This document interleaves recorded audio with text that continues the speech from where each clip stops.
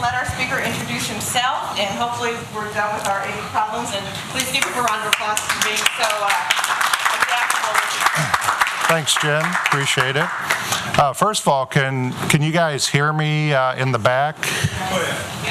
Good, okay. Yeah, so the mic is working, great.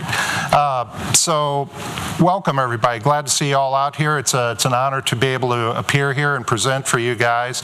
But more than present, I want to make sure I answer any questions you guys have too. So as we go through here, if you have a question, if something ticks you off, if something is confusing, whatever, just throw up a hand and let's have a conversation, because it makes the evening much more fun that way, and it makes it more informative for everybody. So just kind of keep that and just know that you can throw up a hand or just yell out if you want to say something, and that way we'll get some stimulating conversation going here.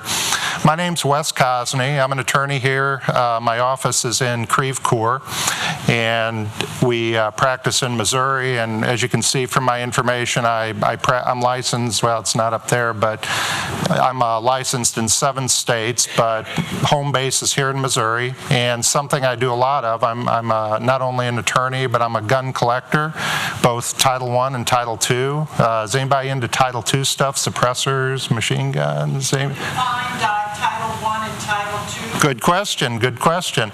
So there's 2 types of firearms categorically out there in the community, and they're all legal in Missouri, and that's a terrific question. So Title I firearms are the ones that you would normally think of as being something that you might have in your home for self-defense or for hunting or that type of thing. So it's going to be handguns, it's going to be pistols or revolvers, it's going to be hunting rifles or just target practice rifles, it's going to be shotguns. Those are your Title I firearms. And there are technical differences that make it a Title II versus a Title I, but just think of it as stuff you would find in one of your relatives' homes who isn't a gun nut. And that's going to be your Title I firearms. Title II are kind of a niche, whatever, however you say that, area of the firearms, and that's going to include things like suppressors or silencers. You guys may have heard those. Those are legal, perfectly legal in Missouri. A lot of people use them for hunting, and a lot of people use them for recreational shooting because it takes the decibel level down. It's better for your hearing and that type of thing. I think a lot of people generally that fear those think that, well, criminals can use those and commit crimes undetected, and that's the competing side of that whole debate. But suppressors, silencers, same thing, are legal in Missouri, and you can own them. There's more federal paperwork and a background check and a process that goes along with getting those. So there's some comfort for many folks in that.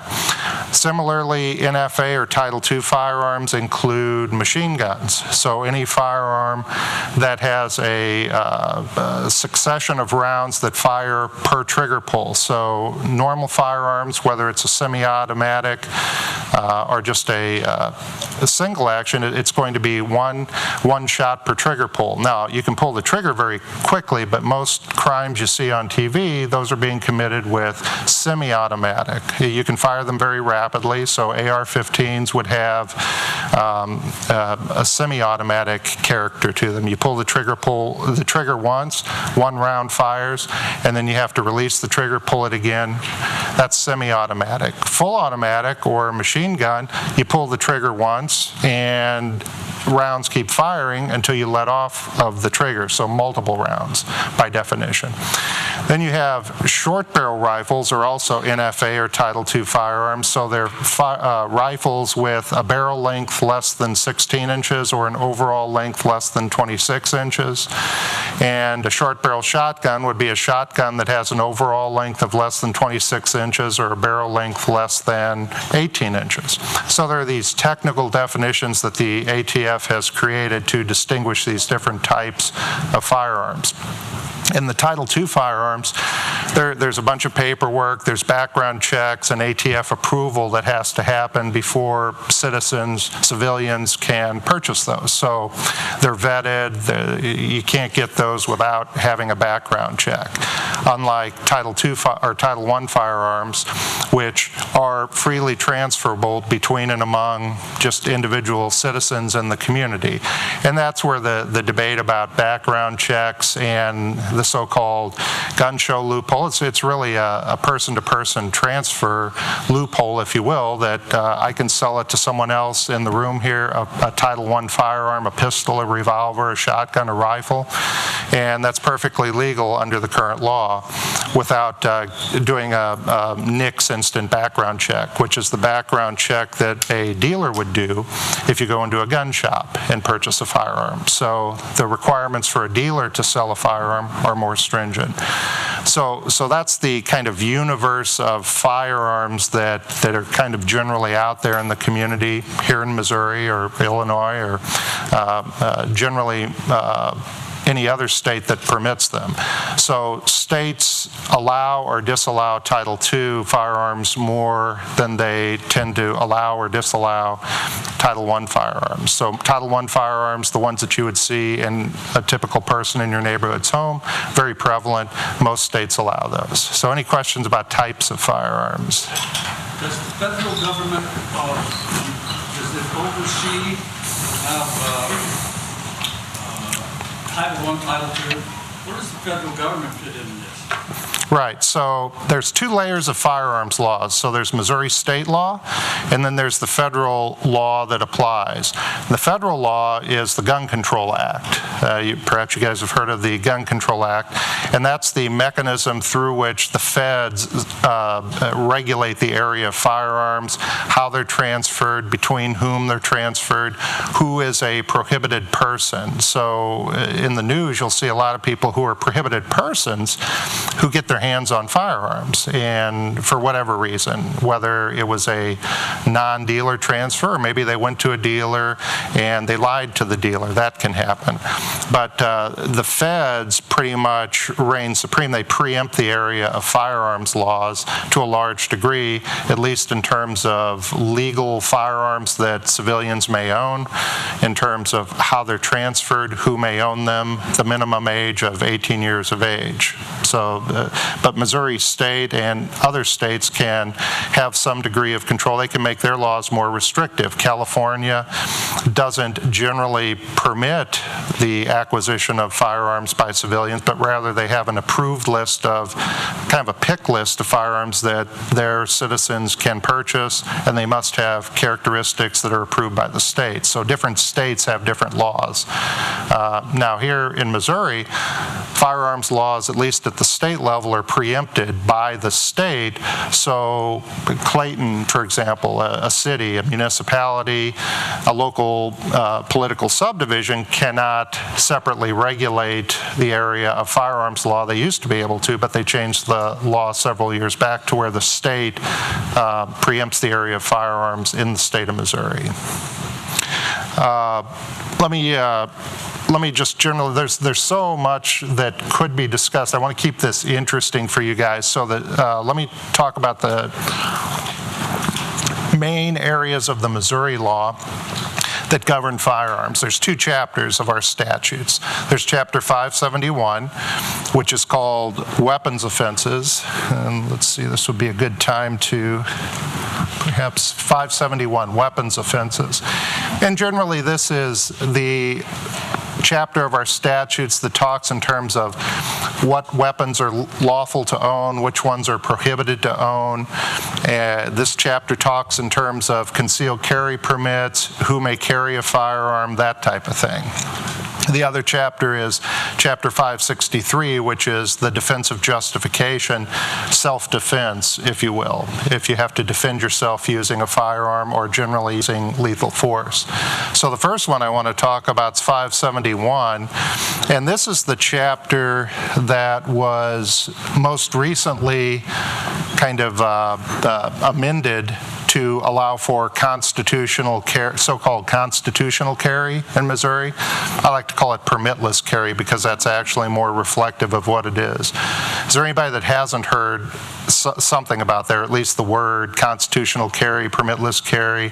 January 1 of this year, of 2017, 571.030, the new version of that became effective, which has the effect of allowing anybody who is not a prohibited person to lawfully concealed carry a firearm in public. So they can basically get their firearm out of their safe at home, throw it in their pocket, strap it on, conceal it, and just start walking around out there. Does that surprise anybody, or anybody not heard that?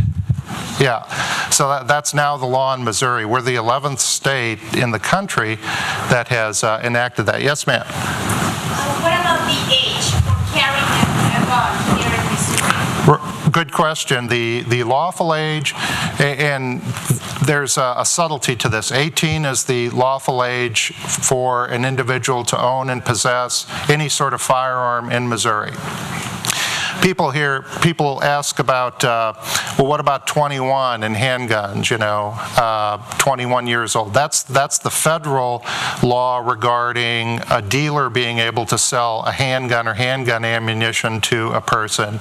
They have to be 21 for a dealer, so a local gun store, the person has to be 21 before they'll sell a handgun, or 18 before they'll sell a rifle or a shotgun. But generally speaking, a person that's 18 years of age is entitled to own and possess a firearm. Our concealed carry age in Missouri is now 19 years old. If someone wants to get a concealed carry permit under Chapter 571, they have to be at least 19 years of age. So people wonder, well, if you can't get a firearm from a gun store until you're 21, and you can get a concealed carry permit when you're 19, how does that work? Well, it'd be dad or mom or Uncle Charlie or whoever providing that firearm to the person who's 19 years of age. So that's how that would work. Well, then why doesn't the federal law 21 supersede the state law? The federal law is also that you have to be a minimum of 18 years of age to own or possess any sort of firearm, but the licensure regulations for federal firearms licensees, or in other words, dealers, if you go into a gun shop, they're a federally licensed dealer of firearms. The rules that the ATF has imposed upon them is they can't sell a handgun or handgun ammo to anybody less than 21. So the federal law is also that you have to be 18 years of age. It's just what a dealer can do and cannot do. What about these kids that live on a farm? Why don't they shoot squirrels since they were 12? I started at 9, yeah. They just Carrying right now? It's a rural area. Right. So legally, they're illegal? No, they're on their own property and they're with the adult presumably. So they have their parent who has permitted them. A parent can permit their kid to possess it, certainly while hunting. And So they can't own it, but the parent can own it. right, let them use it. Yes, exactly. Transported in a truck down to the river if they're 16? No, they shouldn't be doing that typically. Well, it doesn't have to be on their property. They just have to have the permission of their parents. Why would you get a conceal and carry permit if you don't need a permit? That's a great question.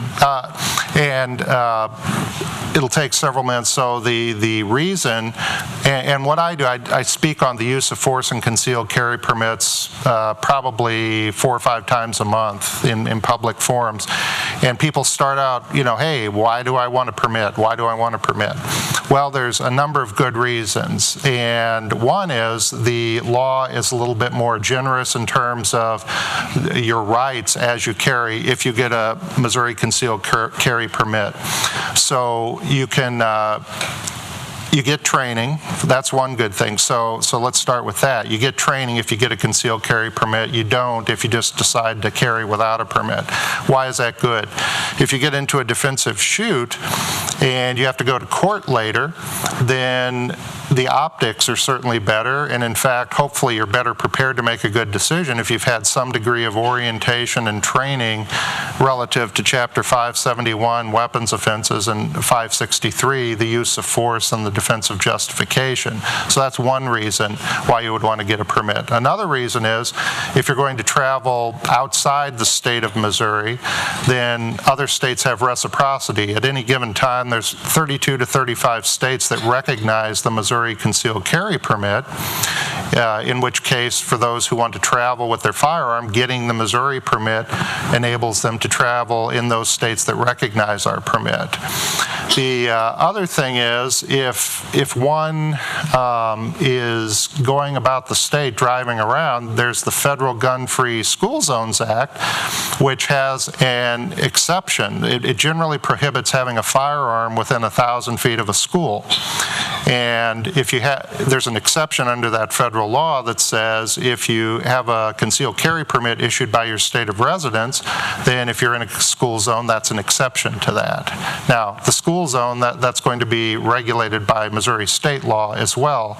But imagine if you're driving along on any given street in a metropolitan area, how many schools are there? There's a bunch of them out there. So you have the benefit of not being a federal felon because you have a Missouri concealed carry permit driving through these school zones.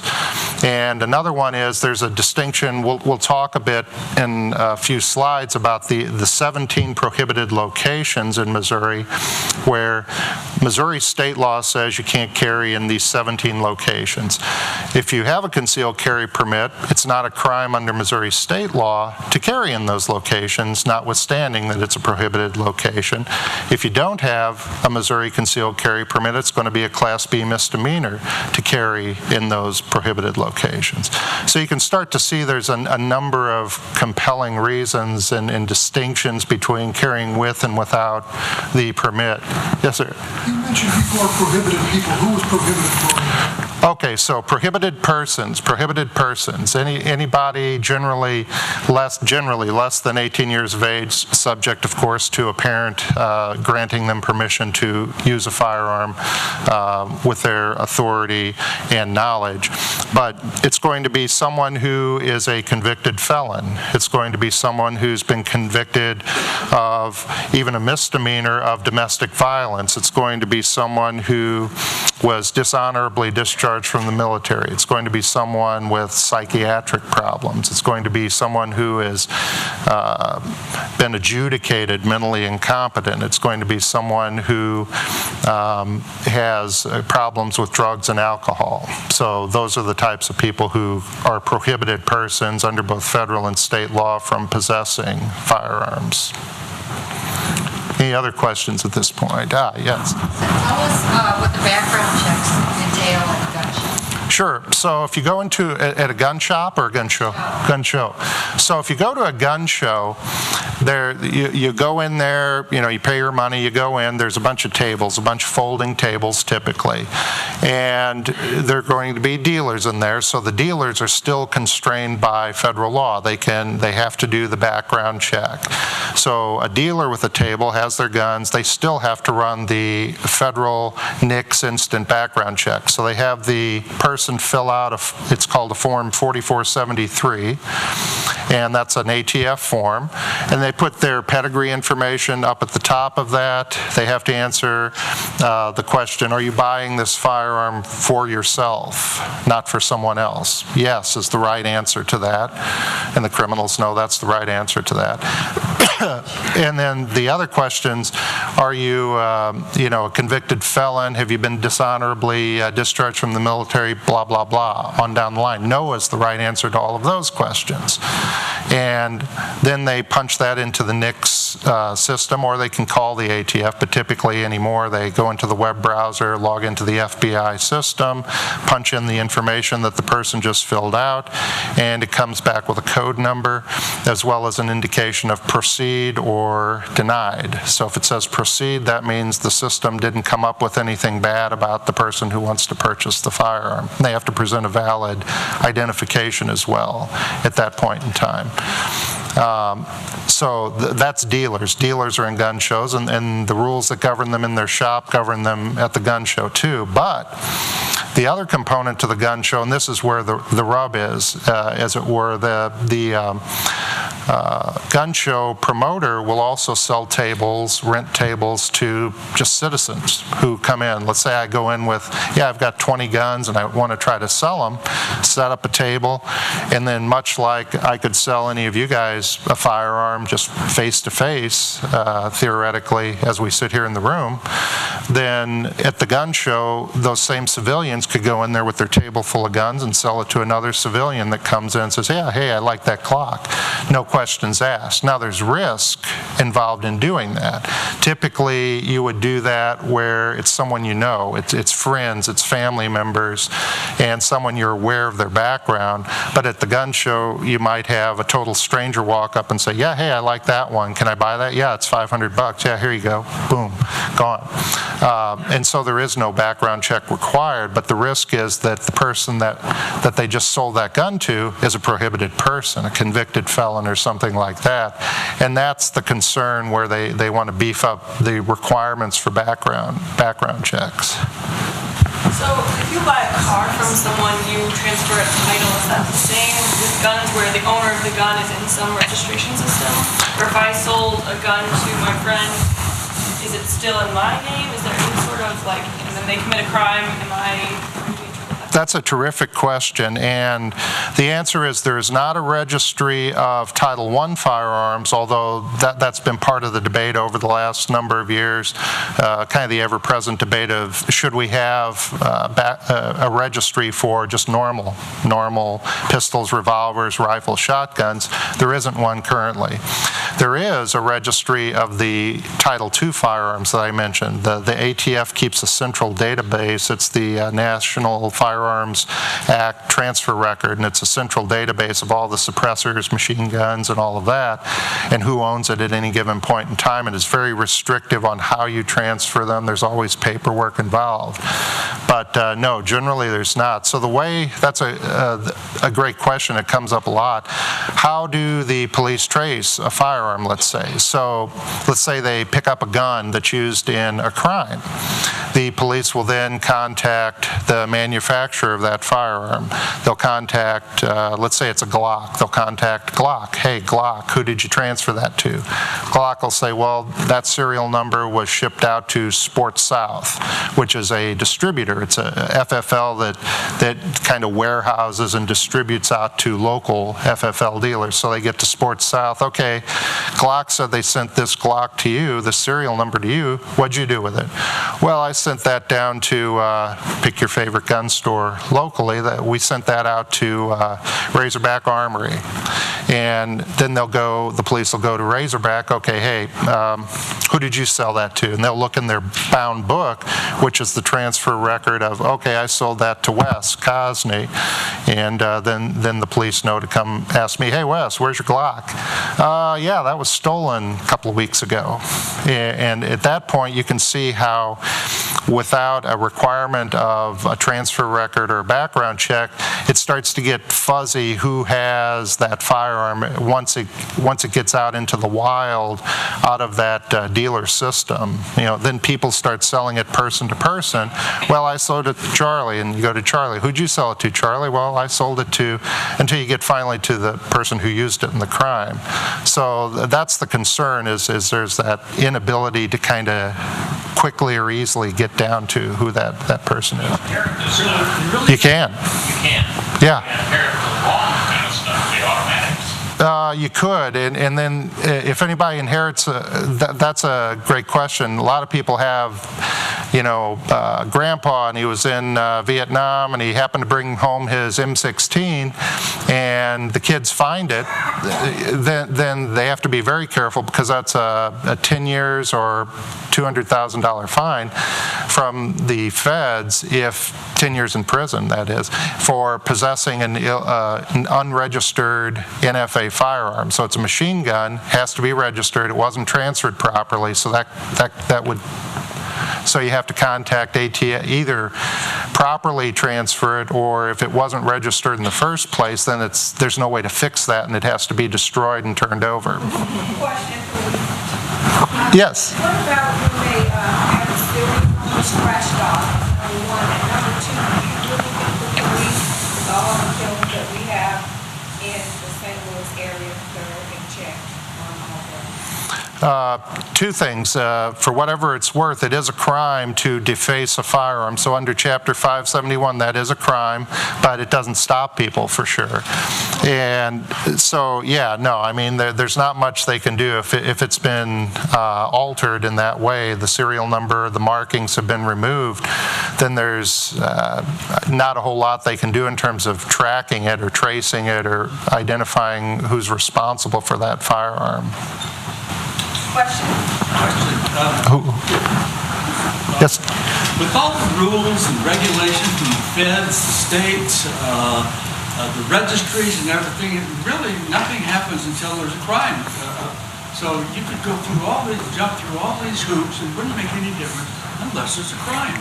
That's it, exactly. That's the flip side of the whole spectrum of argument. 99% of people that are law-abiding gun owners never have a problem with their guns. They don't get stolen. They don't get used in crimes. It's a very small percentage that actually wind up being used in a crime, and that's what winds up in the media. So then you get to the question from a legislative perspective of, well, are we going to enact legislation to address this problem that occurs 1 or 2% of the time, let's say? It's probably even less than that. It's very small. And I'm sure you guys on the council face that too. You take an issue and it's like, well, should we make legislation or not make legislation? What problem are we trying to solve, and how frequently does it occur? So that's a debate. That's always a debate. And California answered it, yeah, we're going to regulate this stuff to the nth degree. And is that good, bad?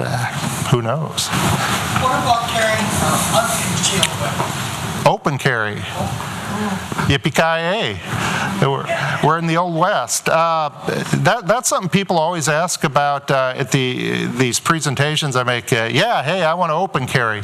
So the law, first of all, let's start with the law. Mini law school, let's talk law. The law is Missouri preempted the area of firearms laws, but they said that we will allow local municipalities to regulate open carry of firearms, but if you have a concealed carry permit, that concealed carry permit issued by the state allows you to open carry anywhere in the state, notwithstanding a local ordinance. So what does that do?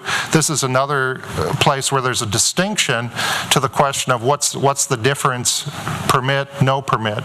Well, open carry. So with open carry, generally you're going to be able to carry anywhere in the state of Missouri also, but you're not going to be able to open carry in a municipality such as Clayton where they prohibit open carry. And but if you do have a concealed carry permit, you can. So ironically, with a concealed carry permit, you can open carry, notwithstanding a local ordinance. Now, can and should. So if you're down in, Waynesville or St. Robert or something like that, and you're walking around, hey, that's a nice revolver. What is that? And folks will talk to you about it. But if you go try to walk through Clayton with an AR hanging around your neck, or a Glock strapped on your hip, the police may say, hey, what are you doing there, buddy? Well, I'm carrying my gun. Well, do you have a concealed carry permit? Yeah. Why are you carrying that open like that? Because I can. Yeah, you can, but why are you? And so then the next block, you'll probably get the same inquiry from another officer. So depending on where you're at, can versus should, and what's the local sentiment about that practice. Me, I don't like to carry open. I didn't bring it. I don't have a gun. They wouldn't let me bring it through the metal detector. But a lot of places, they have different views on that. And if you carry open, you're going to be the first target tactically if there's a bad guy. So they're going to want to shoot the guy with the gun. So if you carry open, you make yourself a target. In the Glock scenario you did before, and they finally traced it to you and you said it was stolen, what if you had sold it to another individual? Would you have had to keep a record of who that person was, or would that be the end of it? Have to? No, the law does not require that you keep any paperwork if you make a sale like that.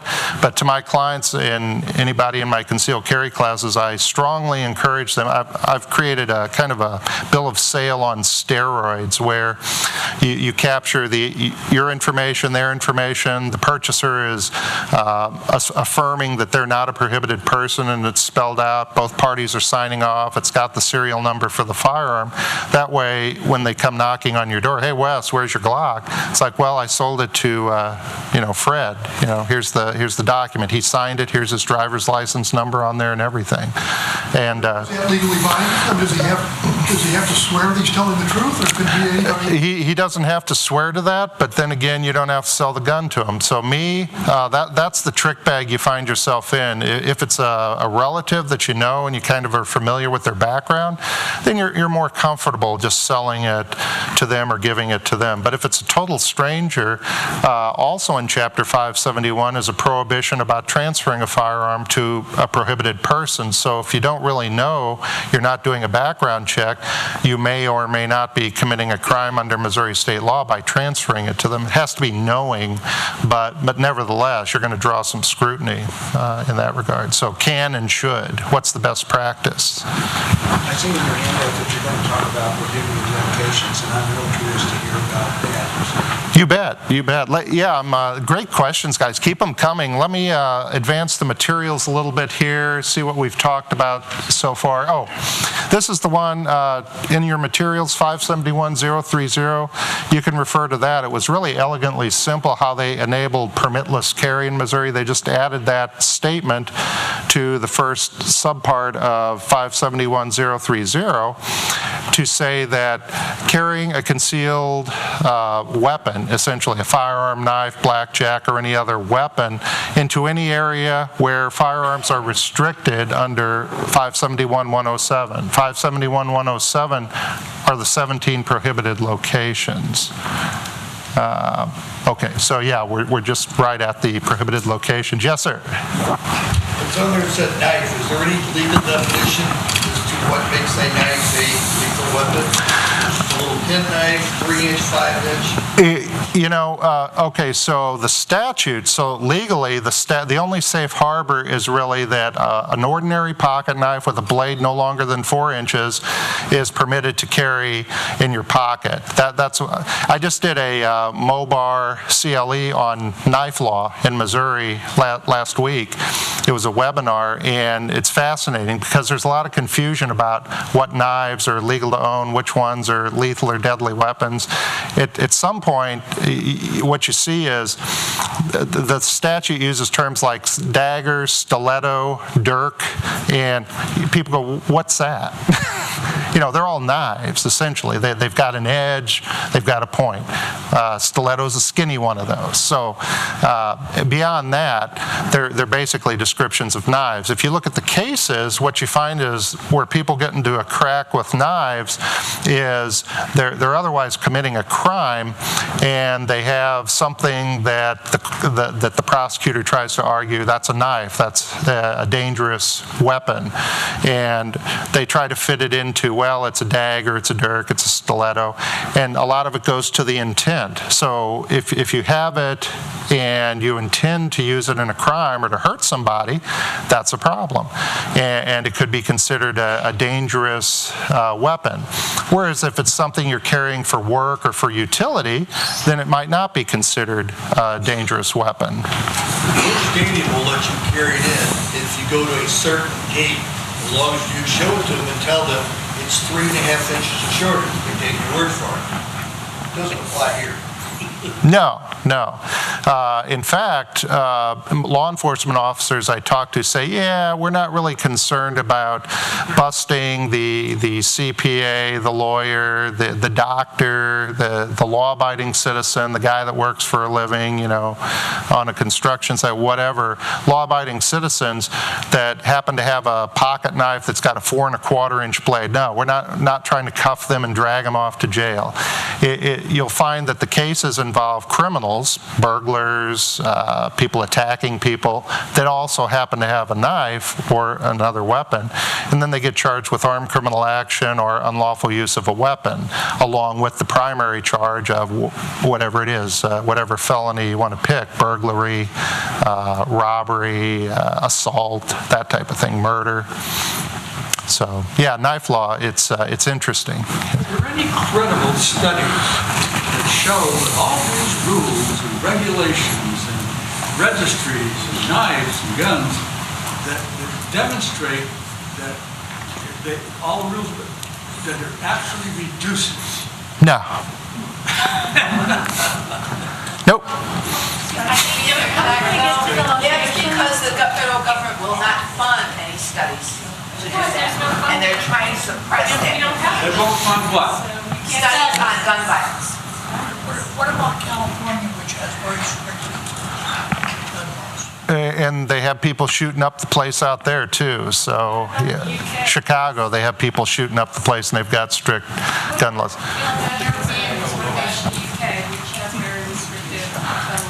Right. In fact, over there, I believe it's even illegal for a homeowner to protect themselves in their home with a firearm. Are there studies there? I'm not sure, but that's the stuff where the political debates are kind of engaged at that point. Is studies, funding studies, do they do any good? I'm a gun guy, but I recognize people debate these issues, and the law is one thing, and then what should the policy be?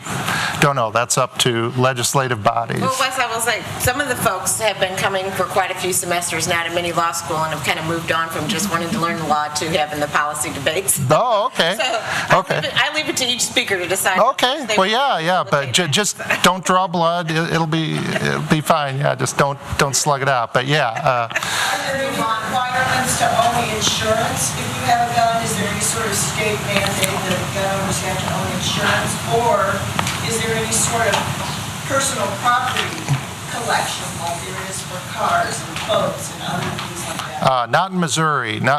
Now, what a lot of people who carry a concealed firearm, they recognize there's a tremendous amount of risk that goes along with that. Either by way of what if I have an accident with it, or what if I have to use it defensively. Something you guys may at this point realize is the law is anything but a bright line. It's not like on this side of it it's legal, on this side of it's illegal. It's always fuzzy and gray, fact intensive. All you can do is work with probabilities. So there isn't really your homeowner's insurance. I've heard mixed reviews that some people think that may cover the defensive use of a firearm, but I've had other agents tell me no. But there are some concealed carry insurance programs that will pay for attorney's fees to defend you if you get into a defensive shooting, because it's going to be very expensive, anywhere from $10, $20, $50, $100,000 to defend a defensive use of the firearm. The state is so strapped, why don't they recognize this to be a great source of revenue? That's there are some legislators that I see activity on both sides of the fence. There are legislators that are proposing bills.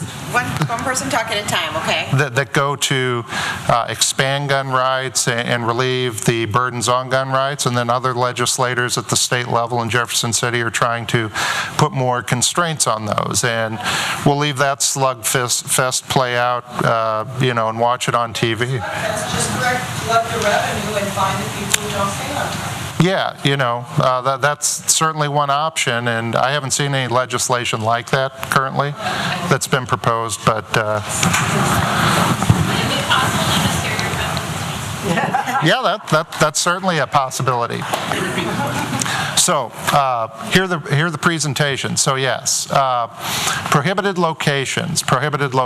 So whether you have a concealed carry permit or whether you do not have a concealed carry permit, Missouri under 571-107 of our statutes has kind of set forth 17 locations that are prohibited under state law.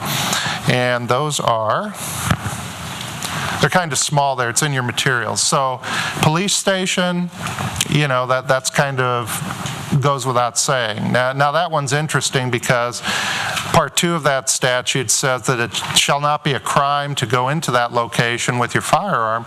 It's going to feel like a crime if you go into a police station with your concealed firearm. Say, hey guys, it's not a crime. I have a concealed carry permit. Well, as you're down on the ground. So that one's pretty self-explanatory there.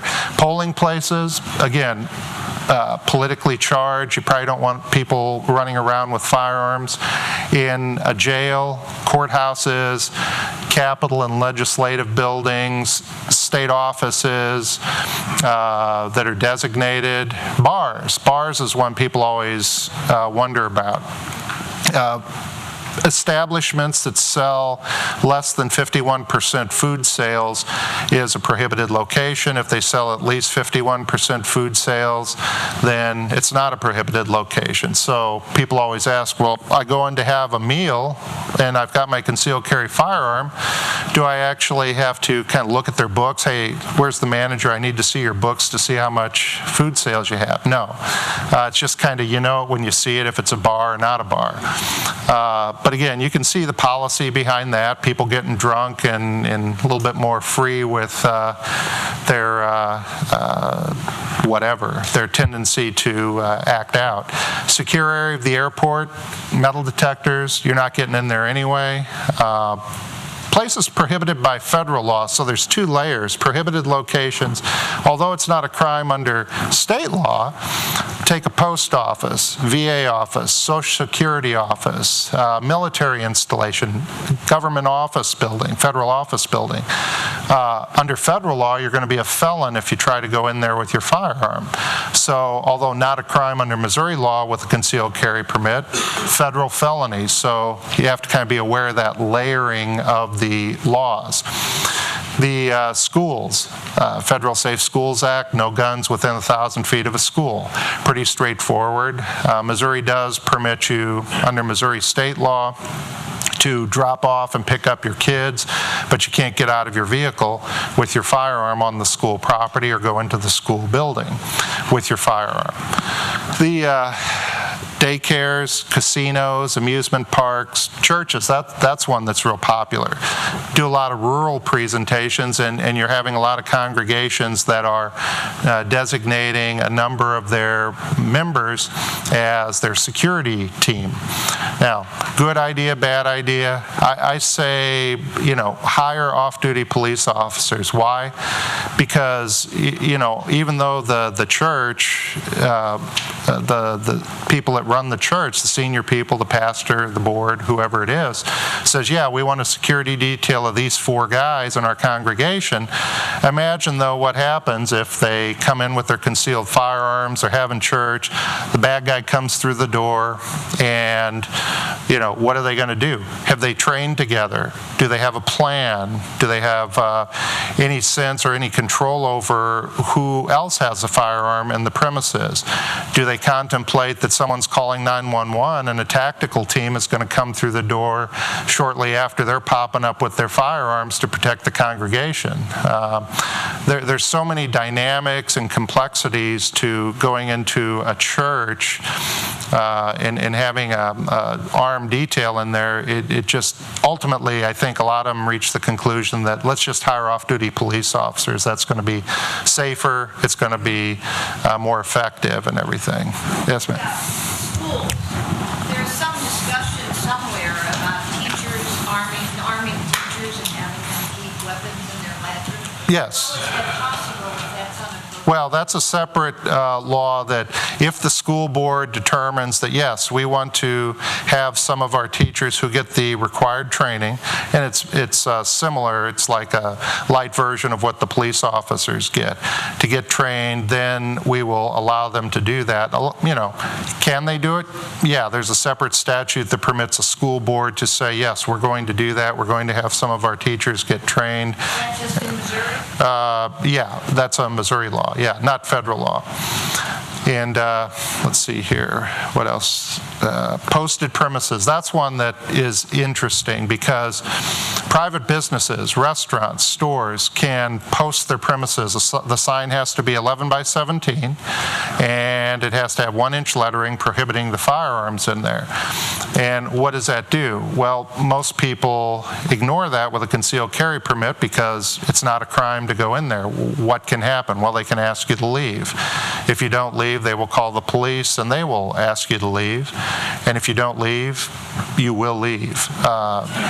You know, they will insist. But you get a citation for $100 the first time this happens. And the statute goes on to say the fine increases and the penalty increases if you keep doing that. Well, who's going to be stupid enough to keep doing that?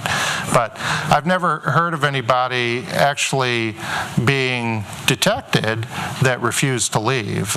Typically that one's not a big problem, but you know, it's just one that people always have a question about.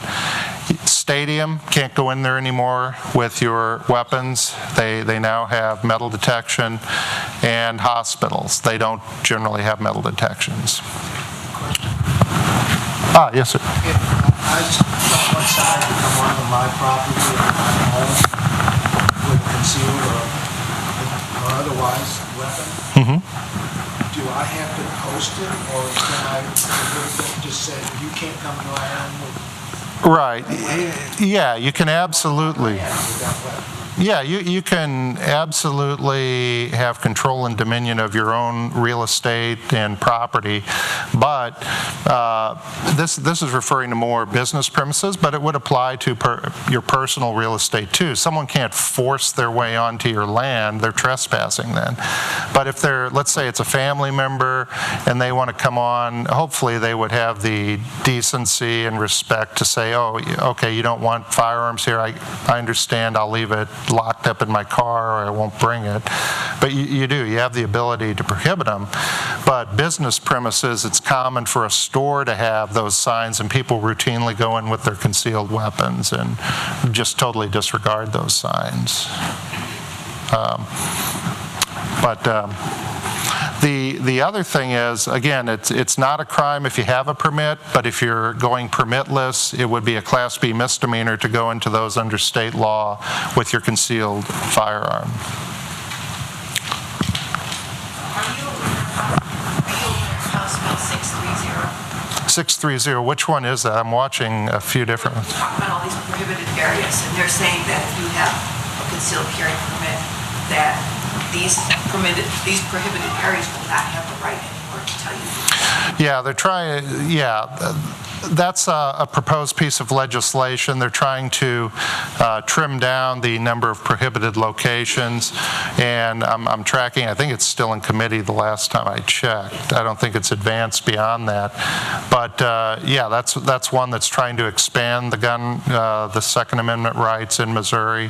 Where that goes, I don't know. I think people, in fact, are carrying, people with a concealed carry permit are probably carrying in a number of those prohibited locations anyway, and it's probably just an effort to trim out the things that people are disregarding, and it's kind of unenforceable anyway. It includes bars and schools and Cardinal Stadium, which to me seems ludicrous.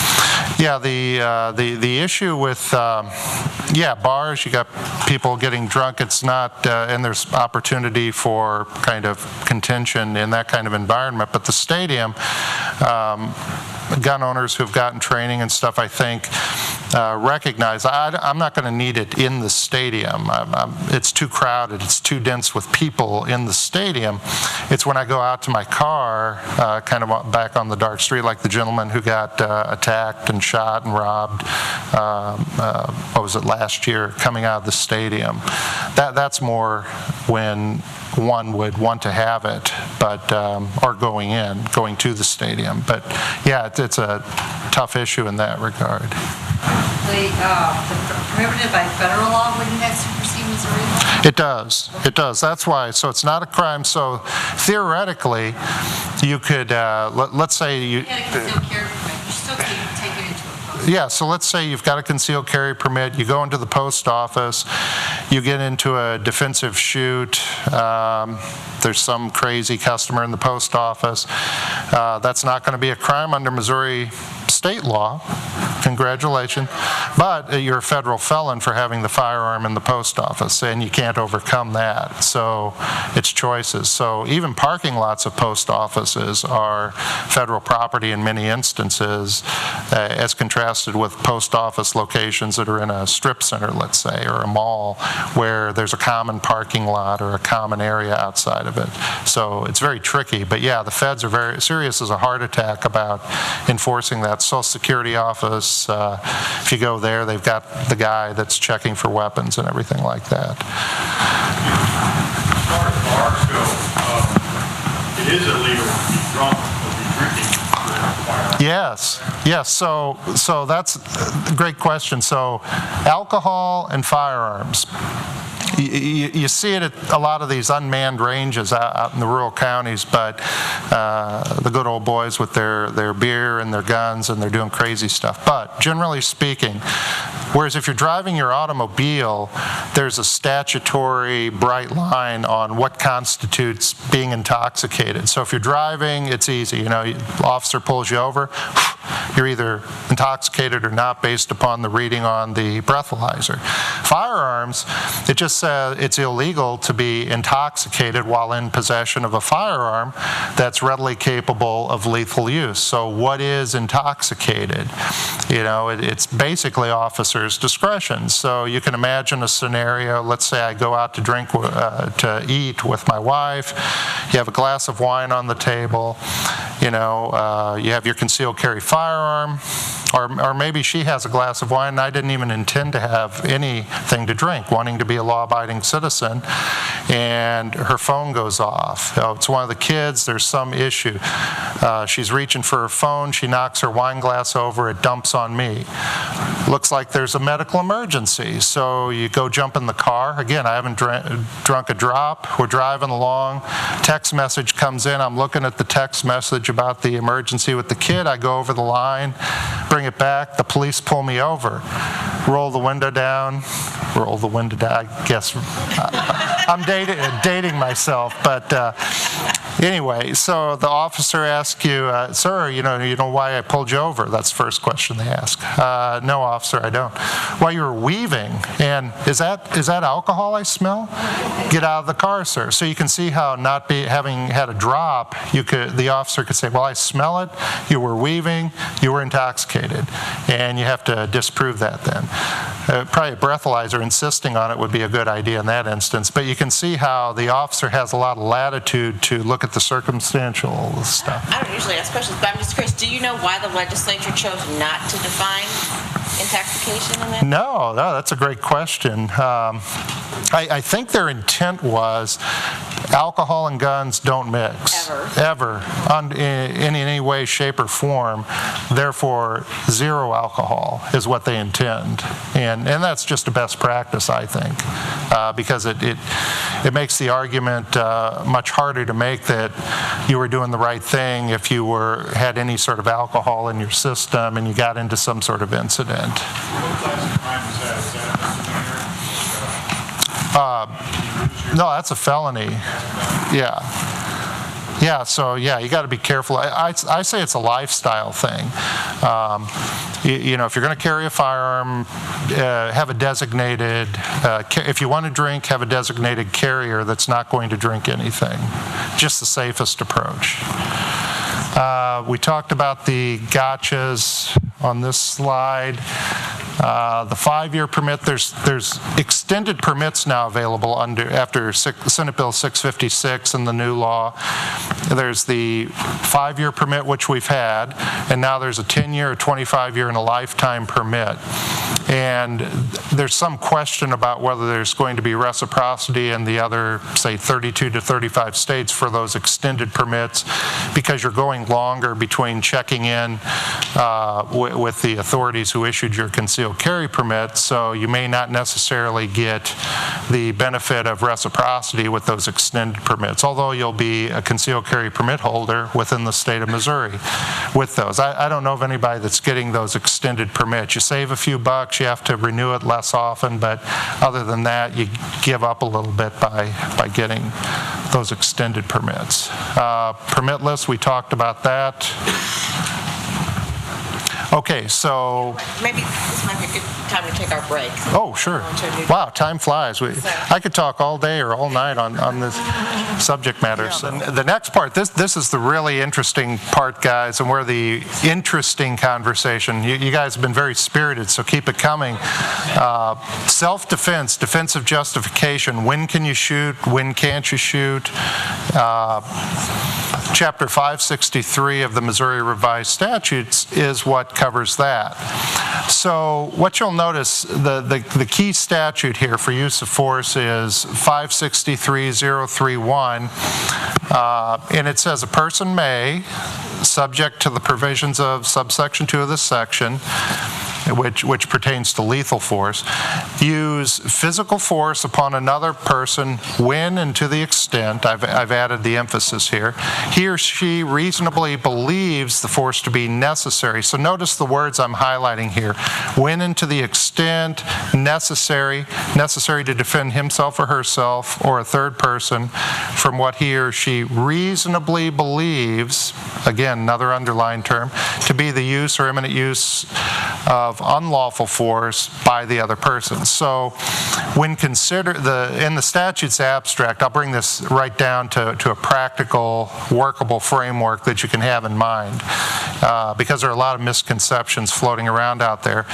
But you see nothing that says certainly that you're able to use it. It's like to the extent necessary, reasonably believes, and I've got one case I'm going to use as an example here, but that's about the use of force generally. Other concepts involved in the use of force for self-defense is kind of this proportionality. You can never use more force than is being brought against you in the attack. Now, law enforcement officers have the ability to take it up a notch. So if there's level A of force being brought against a law enforcement officer, they can take it up to B in order to overcome that threat and control the situation and subdue the threat. The other thing is, what you're trying to do, people, you hear the phrase shoot to kill. No, that's not what anybody's trying to do when they're, let's say it's a firearm. That's what we're kind of talking about. Defensive use of a firearm, the goal is never to kill anyone. The goal is to stop a threat. So as the first part of the statute talked about, where there's a threat, some physical force being exerted upon you, you can use such force as necessary to stop that. So if you're being confronted with a lethal threat, you can use potentially lethal force. Another principle, and I'm going to break this down and make it real clear, something actionable in your mind that you can take away, because just reading the law and hearing the concepts doesn't really do it justice. Another thing you'll notice is necessity. Use of force is an absolute last resort. So it's really, and what you'll find is in the case law, pervasive through the cases that you'll see on the use of force under Chapter 563 is the concept historically that there's really no other option. And in a lot of the cases, this particular one, State v. Henderson, the defendant tried to make out the fact that it was self-defense, the defensive justification. The court didn't buy it. They said, well, there were some other things you could have done to avoid using force against the other person. So it's not at all a foregone conclusion that you can make out the defensive justification. You have to present enough facts that meet the elements. And this is high level now. I'm going to drill into this here in a second. Another concept is reasonableness. So who's going to determine whether the action you took trying to defend yourself with a firearm was reasonable? As you guys have probably learned thus far in these sessions, is it's going to be not one person but a jury, let's say a jury of 12, and their aggregate decision, kind of the average of their decision. So as we see in the room here, It's not an average of their decision when they're going to convict. That has to be unanimous. yeah, no, I'm talking about reasonable person standard, the standard, reasonable person. Yeah, it has to be unanimous. One unreasonable person on the jury to acquit or to have a hung jury. Right. Yeah, you're going to have a hung jury if you have one out of the 12 people that disagrees. But the legal standard is the reasonable person standard. So as we can see from the room here, we have some people that are pro-gun, some people that perhaps aren't as pro-gun. You're going to have that representation in the jury box. And it just takes one of those people to have a reasonable doubt about the guilt of the person that defended themselves or that committed a crime to hang the jury. Now, hopefully you get an acquittal where they agree unanimously to acquit or agree unanimously to convict. But with as many different viewpoints as you have, imagine how difficult it is for a jury. Who's been on jury duty? A lot of you guys, probably most of you.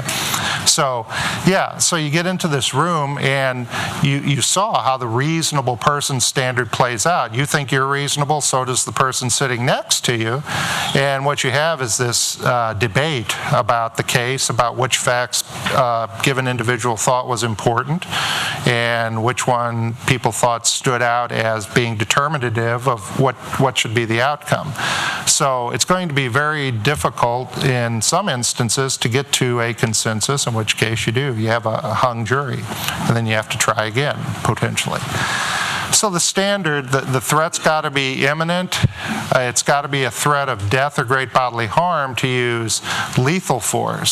So the type of threat that would potentially trigger your ability to use a firearm or lethal force or some other lethal instrumentality would be it's got to be imminent. So what's imminent? Imminent is kind of in enough proximity so that it's likely to occur. It's got to be a threat of death or great bodily harm or a serious physical felony like rape, murder, that type of thing, to you, to your family members.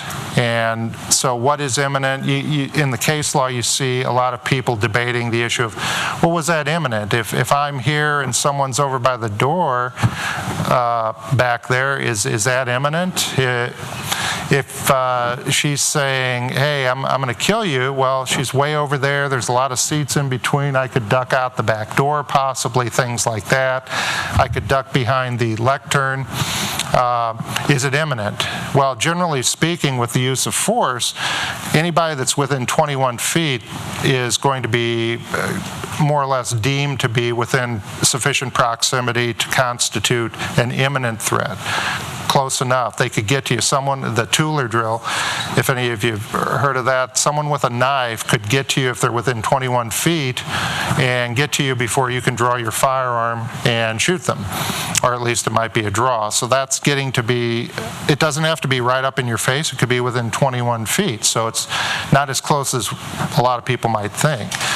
What's a threat? So you have issues of, do they have a weapon or not have a weapon? Do they have, is it a man versus a woman? Are there differences in stature? Are there differences in physical capabilities? Things like that come into play factually to make the determination of whether there's actually a threat. I might not consider something a threat. My wife may consider something to be a threat. If someone's confronting me and they don't have a weapon, I may not consider them to be a threat, whereas my wife might consider them to be a threat because they're bigger and more powerful than she is. So it's very fact intensive, it's very individualized. What is a threat that is sufficient to deem it to be a threat where you can use lethal force? Basically, though, you have to be able to articulate to law enforcement, through your attorney, of course, I was in fear of my life. So anything less than that is not going to be sufficient. You have to be able to say I was in fear of my life or that of my family. You can protect third parties too, but I'm going to talk about why that's not necessarily a good idea. But a kind of an actionable concept to put in your mind is AIM. A lot of CCW instructors use the acronym AIM. Access, intent, and means. So if a threat presents itself to you and they have access to you, in other words, they're within sufficient proximity, they can get to you pretty quickly.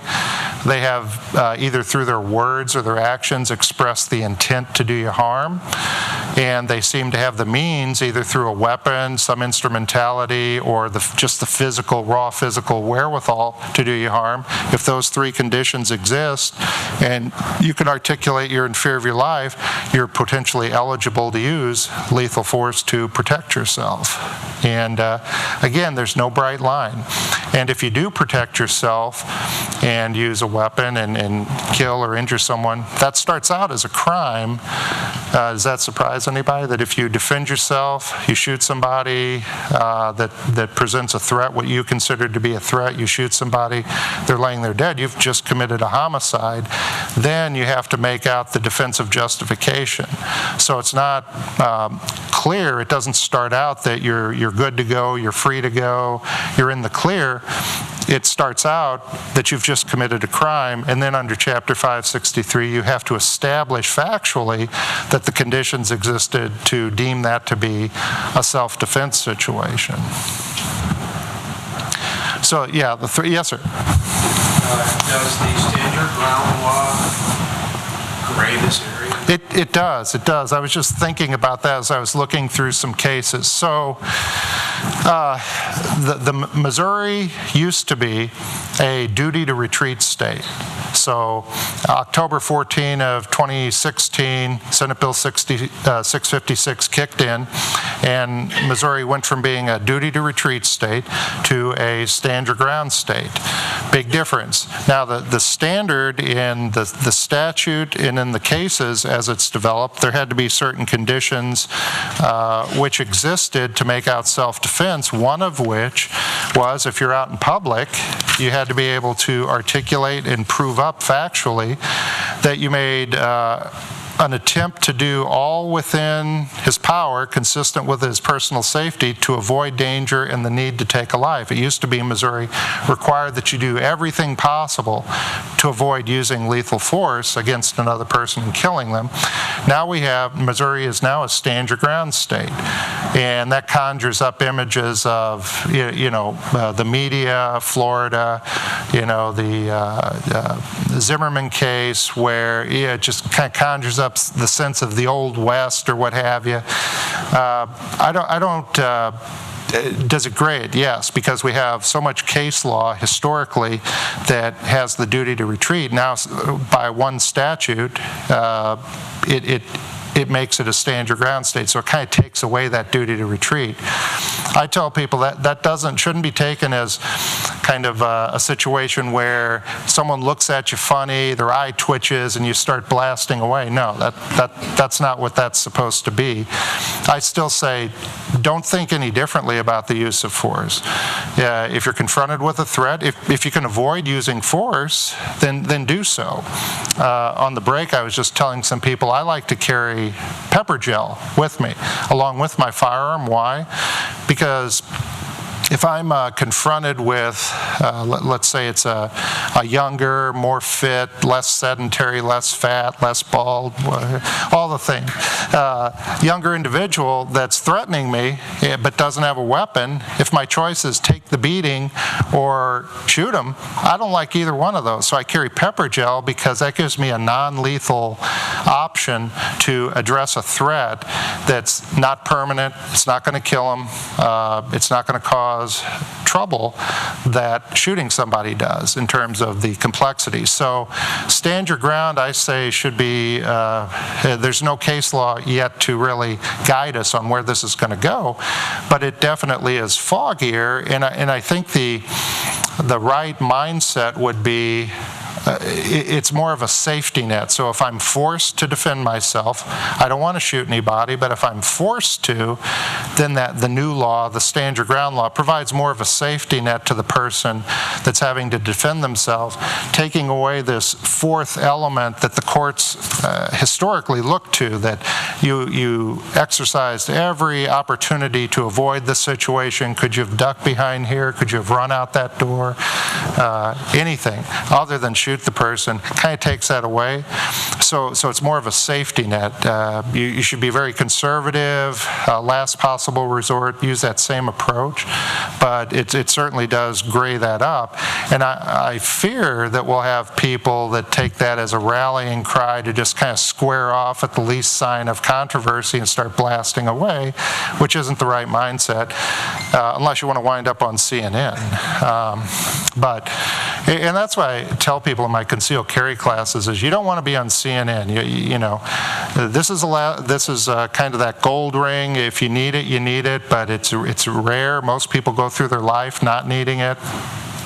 And you know it when you see it, but it's not something willy-nilly to be pulled out and used at every little controversy. But that's not to say you shouldn't protect yourself. I like to say use of force is more like base jumping. So the closer you get to that threat being realized against you, the easier it's going to be to defend yourself, quite frankly. So, you know, as close as you are to getting killed, the easier your defense is going to be. Unfortunately, that's just the way the law kind of operates. Now, if you shoot too soon, they're going to say, well, why'd you shoot him? You didn't have to shoot him. But with stand your ground, it provides more of a safety net so that people will have more latitude to make that decision. But I hope it doesn't turn out to be subject to any abuses where people wind up kind of indiscriminately using potentially lethal force to protect themselves.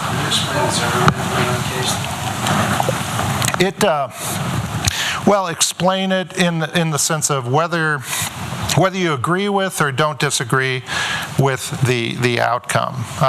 The analysis is pretty much the same. So what do you have there?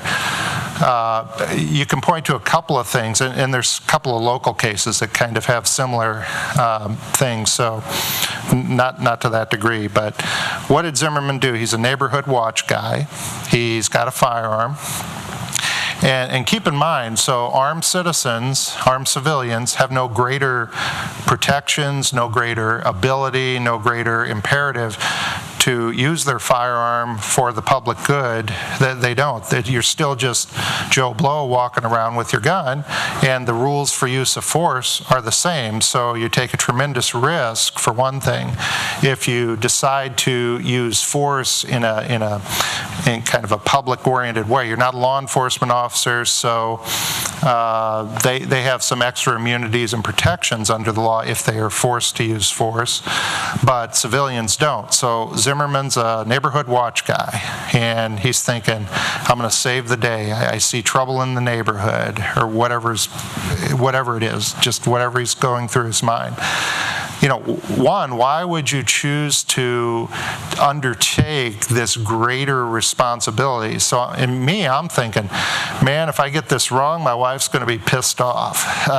You know, if I subject my liberty, my earnings potential, our net worth to risk, she's not going to like that. So why do I want to get involved? I'm not the police. I'm, not here to do that job. So at that point, he did the right thing. Hey, police, 911. Yeah, I see this guy in my neighborhood. Okay, thanks. We'll check it out. So he didn't leave it go at that. He then stepped into this profoundly legally risky zone of he's going to choose to follow him. Is he the initial aggressor? Did he break off? Did Trayvon Martin come back at him? There's Missouri law has this too. Don't be the initial aggressor. You can't be the initial aggressor. And use force to protect yourself unless you disengage, communicate that you disengaged, and then the other party persists. So you get into this ping-pong effect that's very complex factually. Lawyers, your defense lawyer will tell you, keep it simple. Keep it simple for the police, so the report's simple. Keep it simple for the prosecutor. Keep it simple for the court, for the jury. Got to be simple. The Zimmerman case made it anything but simple with that whole back and forth that went on, the relative lack of information about just what went on. It was kind of dark. There wasn't a lot of video, maybe some remote audio files and stuff. It was kind of vague, and he waded into that. So it cost millions of dollars to defend himself, lost his job, lost his family, lost all of his assets, and is a social outcast. So you ask yourself, do I want to be the neighborhood watch guy? Yeah, I'm thinking not so much. You're not watching either. You're not just watching either. Right. Yeah, it's very risky. I understand why you wouldn't be able. Well, Florida has a stand your ground law, and they also have the defensive justification, and the jury bought it. Frankly, I thought he was probably going to be convicted, but the jury, to their credit, followed what they believed the law was based upon the instructions given. And right result, wrong result, we don't have to answer that here. But suffice it to say that from the armed citizen's perspective, he exposed himself to tremendous risk. He made some, what I consider to be bad decisions. There's no gain for himself in doing so. And I think he's very lucky that he was able to walk away from that situation, quite frankly. But locally, more close to home, what have we had? We've had a few different things. We've had the Lake St. Louis case where the guy saw that his vehicle was being stolen. So what's he decide to do? Hey, there goes my vehicle. Pulls out his gun and starts shooting. What mistake did he make? Well, I would tell you, never use a gun to protect personal property. So he's protecting personal property with lethal force. Can't do that. That's what insurance is for. That's what the police are for. What else did he do? He admitted, I didn't feel threatened. No, the guy's leaving. So there's not a threat. So access intent means, no, the guy's leaving. That's a good day. The threat's leaving with your vehicle, but the threat's leaving. So you can replace the vehicle and you can't use lethal force to protect personal property. And people always ask, well, what if I have my fluffy white puppy that we love and the bad guy's kicking my puppy, like a football? Can I shoot him? No. They always come up with these kind of gut-wrenching or heart-wrenching situations where can't I use force to protect my dog or to protect my truck, my tools? Hey, it's my tools, they're in my truck. I use them to make a living. I'll get fired if I don't have my tools. I'll get evicted from my house. My wife will divorce me. All manner of bad stuff will happen to me. And no, you can't use lethal force to protect personal property. When did Missouri come to stand for ground state? October 14th of last year, 2016, by way of Senate Bill 656 being overriding Governor Nixon's veto. So that was October 14th. Do you think this change was provoked by cases in Missouri specifically, or was it sort of a response to national cases? That's a great question. I think it's more there's a certain topical legislation or packages of legislation that are kind of sweeping through. The NRA is backing a lot of those. Gun advocacy groups are just backing a lot of them. So they're kind of going state to state where they can to get Not really. It's just kind of the effort to expand what they see as expanding gun rights. Consistently with the vision of what they think that freedom should be. And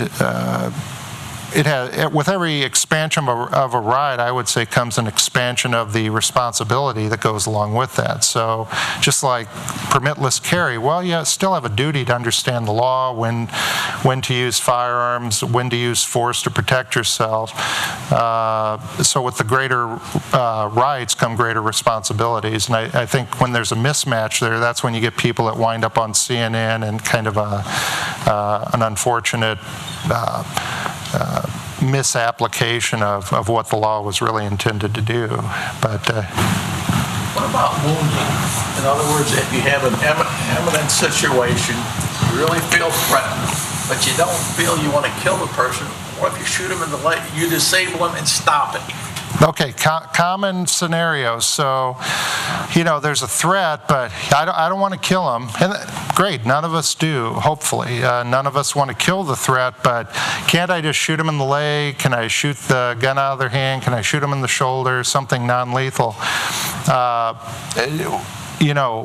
Take your level of marksmanship on a calm, good day at the range and reduce that by at least 50% when you have duress, adrenaline, tunnel vision, auditory exclusion, and all the physiological and mental things that happen in a defensive encounter.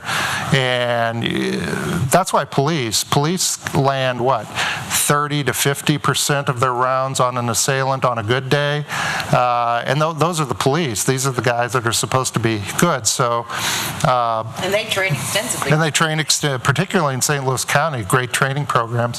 And that's only as good as it gets. And they train law enforcement and CCW instructors train civilians. Center mass, your goal is to stop a threat. What's the best way to stop a threat? Center of exposed mass, pie plate size, right here in the vital area. And that's what you're aiming for. Now, if you hit them in the knee, you say, well, I was shooting, you don't want to say, well, I was aiming for center mass, but if you go to the range, how many B-27 silhouette targets do you see with a knee, kind of a leg hanging down there? But no, the best way to stop the threat is center mass. You're going to have your best chance of landing rounds.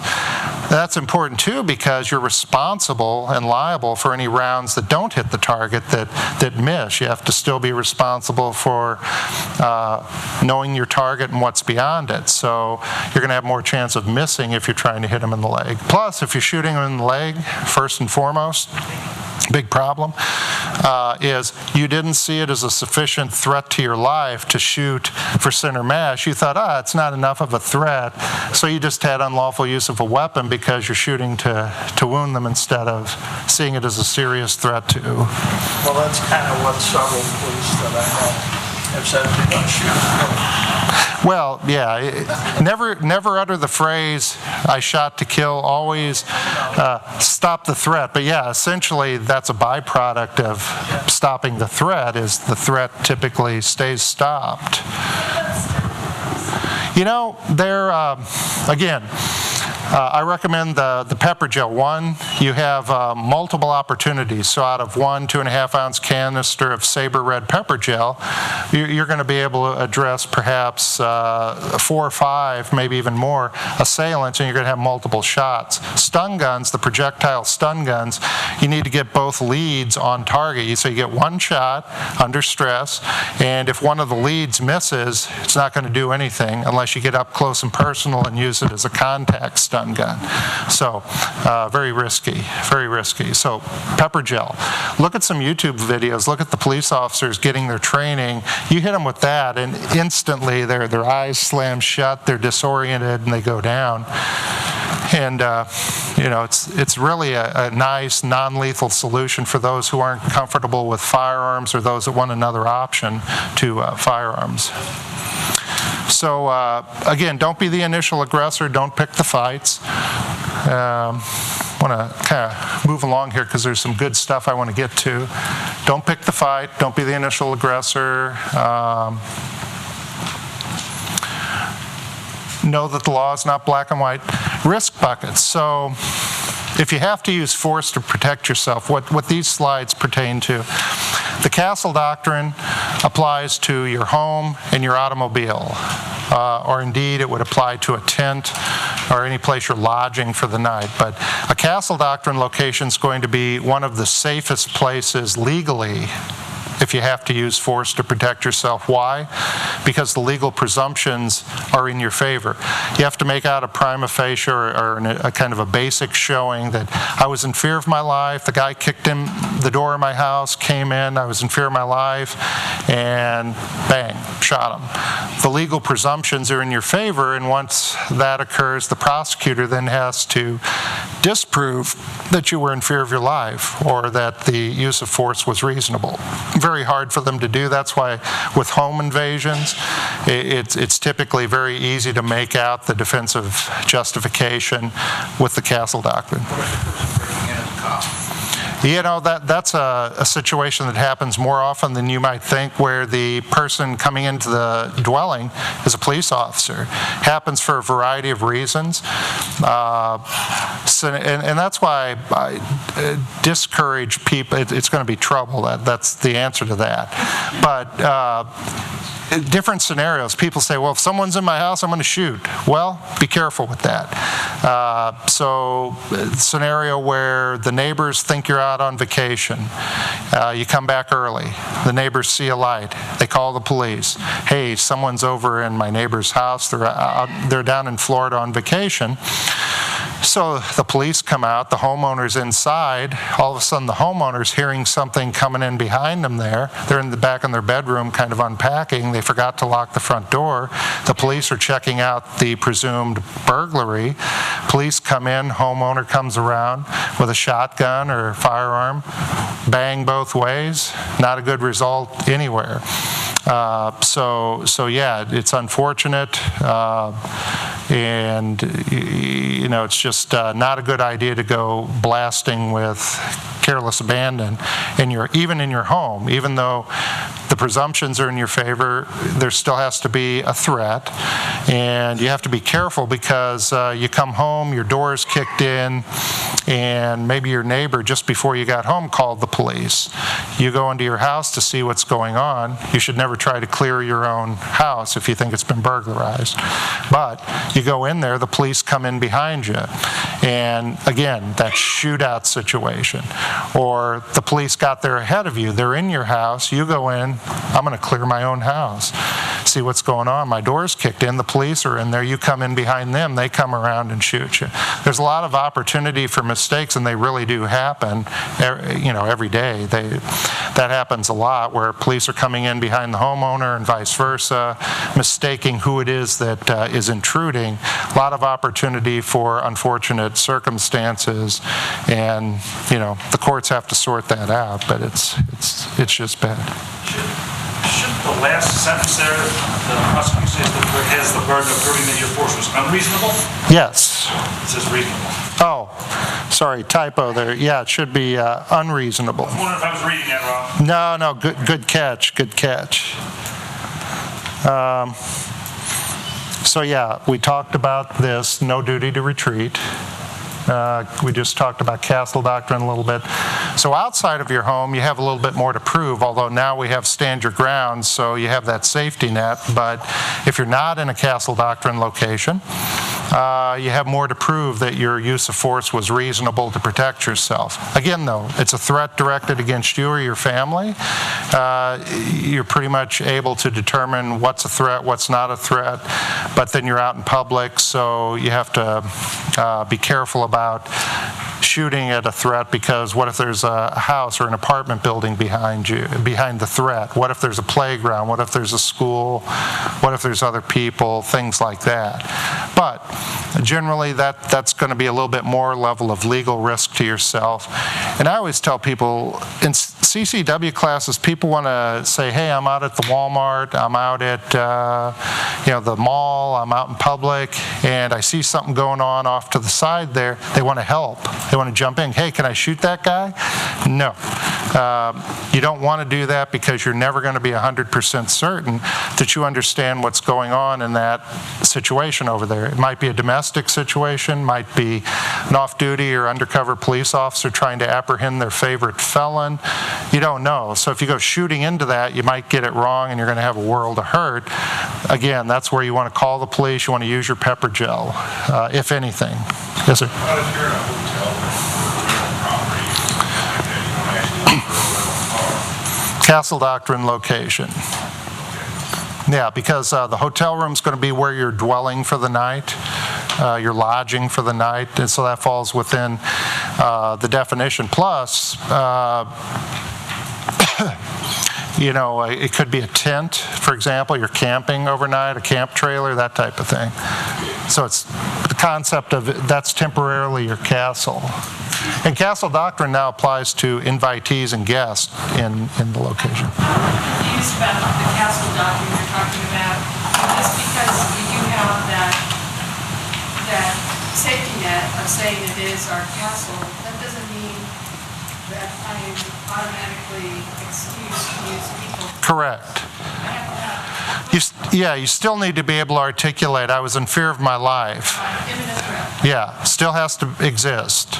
It's just that your burden in establishing that it was justified is much, much easier if it's in your home or if you're being carjacked or something. Someone just opening the door to your house does not mean...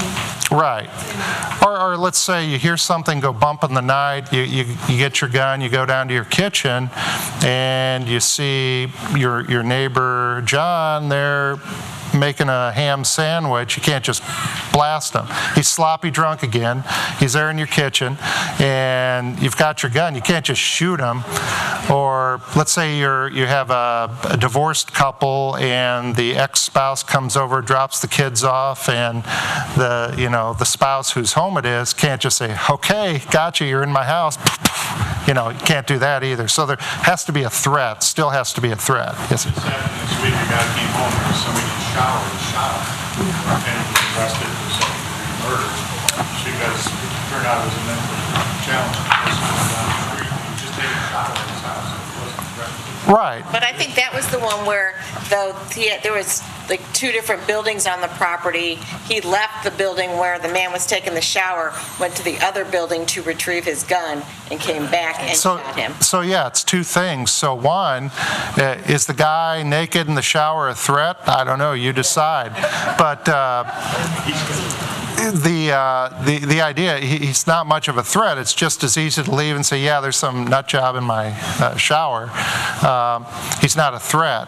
And then to leave and come back with the firearm further confirms that, wow, there really wasn't a threat, and he had some sort of presumably intent to shoot him. So yeah, problematic situation. Castle doctrine is law in Missouri. How many states would that be the case? Roughly the same number that has, it's probably more than that. It's probably more like in the 40s. Right now there's a couple that don't. Ironically, Illinois doesn't have the castle doctrine. You have a duty to retreat even if you're in your home in Illinois. But it's more than have reciprocity with Missouri, but it's not quite 50. So if a Missouri resident is in Illinois, then that law applies. Right, that's an important thing to keep in mind. The firearms laws of the state where you're at govern. So if you're traveling with your firearm, laws may be similar, but they may be different enough that you could really get into some serious trouble not being familiar. So you're responsible for familiarizing yourself with the laws of any state you're going to travel through or be in with your firearm.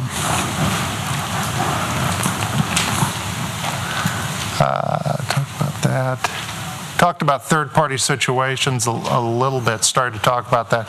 You just don't want to get involved in those. Why? You're out in public. If your firearm's coming out, you're you're a target. You're a target from the police who are on the way. They come in and they see you with your gun out, they might shoot you.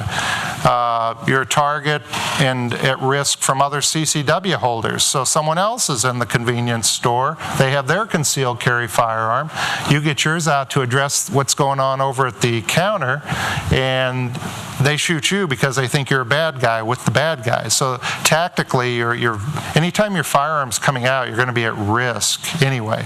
So you want to minimize that to protecting yourself.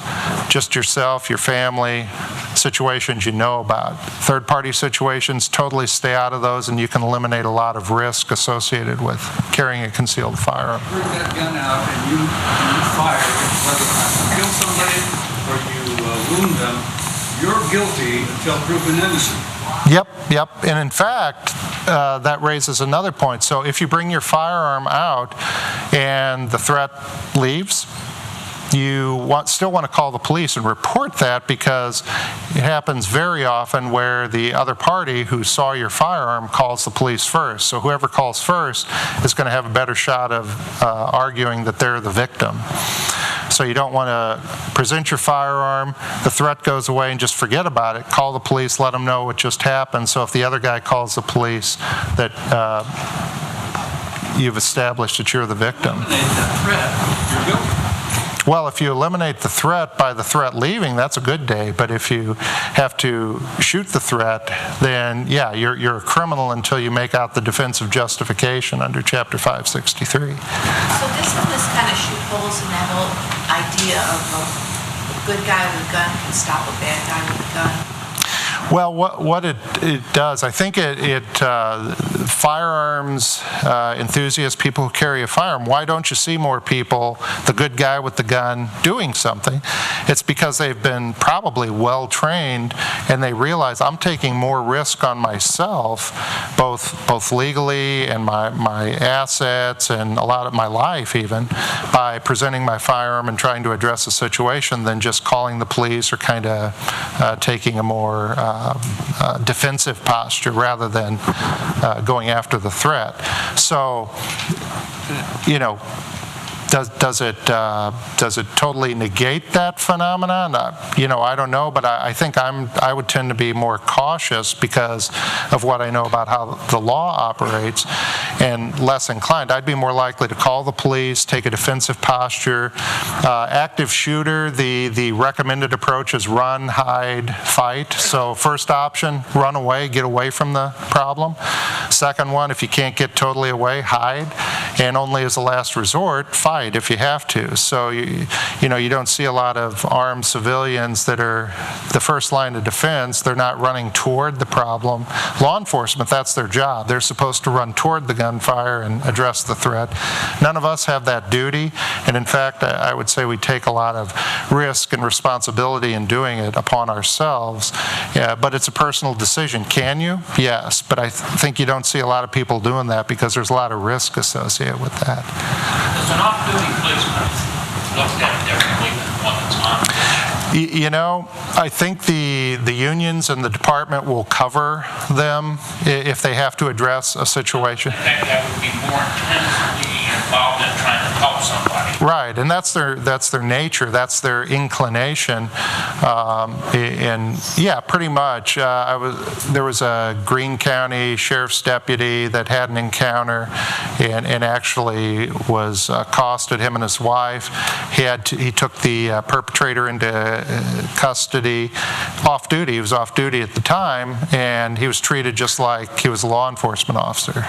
So yeah, they'll help you out on that. So. I just want some clarification. So if someone's, I guess, if you're in your life and you are attempting to shoot to kill, but you miss and you get them in the leg, but it stops the threat, and you immediately call the police and say, what happened? Is that the right thing to do? Because, then they're going to see their word against yours in court, but you don't want to kill them if you really... Right, so what were you were originally trying to... Yeah, you were trying to shoot to kill, but you missed. you're a bad shot. Well, and frankly, that's another thing. Never talk to the police about the scenario. Your lawyer would present that as, no, my client was in fear of her life and was shooting to stop the threat. She's just a bloody bad shot and hit him in the knee. So that would probably be the talk off there. Yeah, absolutely. So you could be guilty of another crime if you didn't call the police, right? Right. Yeah. So you're in a different. Right. So pedigree information. Here's who I am. Here's where I am. I was attacked. They were trying to rob me. I had to protect myself. Please send help. That's about all you want to say because you're on the record. 911. They're recording it, so you don't want to start getting into this was this jerk I had a beef with for the last 3 years, and finally this was my opportunity. Took him out. Got to practice the tactical reload, and no, just as little as possible. Say as little as possible, and let your lawyer do the talking.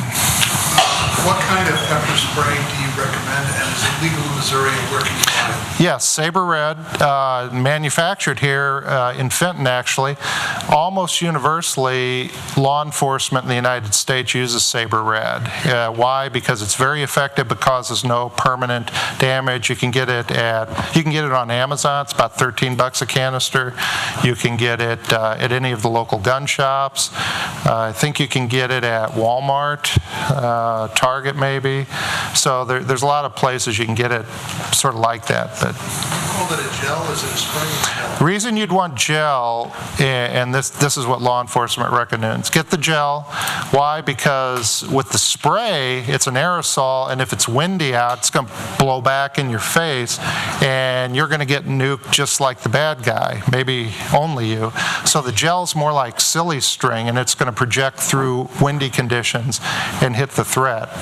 And you just want to sight down your thumb and aim it across between the ears, hit the area of the eyes, and it's almost immediate. If you say purchase this, is there a place you can go to get trained? Because, like you're saying, you can spray in your own face, and that doesn't. We have a shameless commercial message. Pepper, if you want to grab one of my cards, we have, I think it's April 13th, it's an evening coming up, a pepper gel training class. One of my law enforcement partners, who's a Sabre Red instructor, is going to be presenting the class and go over all of that. And Sabre Red also has some canisters that are practice canisters that just have water, so you can practice, get the feel of it and everything. But yeah, I've got one coming up. If you want to send me an email, I'll send you the information on that.